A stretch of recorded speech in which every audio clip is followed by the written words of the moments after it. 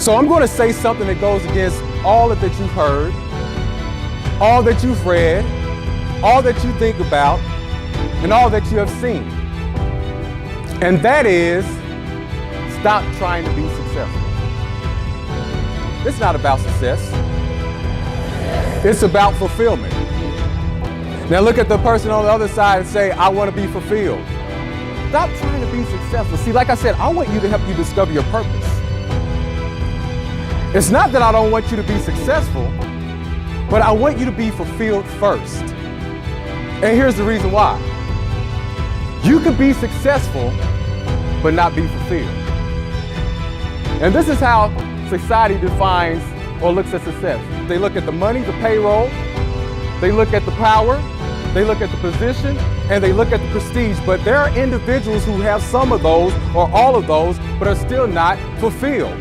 People are sacrificing their time, they're sacrificing their character, they're sacrificing their integrity, but most of all, they're sacrificing their dreams, searching for the 4 P's. So what about you? What about you? Are you going to become a person that somebody else wants you to become? Are you going to live up to everybody else's expectation rather than your own? Are you going to live out the dreams of someone else, or are you going to live your own dream? Because I can tell you this, if you live out somebody else's dream, it could become a nightmare. Are you going to follow the footsteps of everybody else, or are you going to create your own footprint? What is that thing that when you do it, you get inspired? What is that thing that you do that gives you energy? Your adrenaline starts pumping, that you feel like nobody else is out there that can do it better than you. Whatever that thing is, that's what your movement cause is. Whatever gives you a sense of greatness, that's your movement cause. Everything your kids are learning, everything you learned in high school, everything you learned in college, were to develop workplace skills.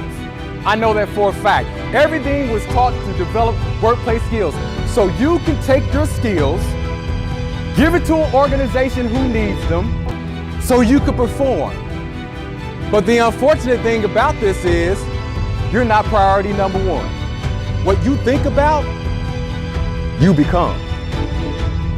If you think about becoming a photographer, that's what you're going to become.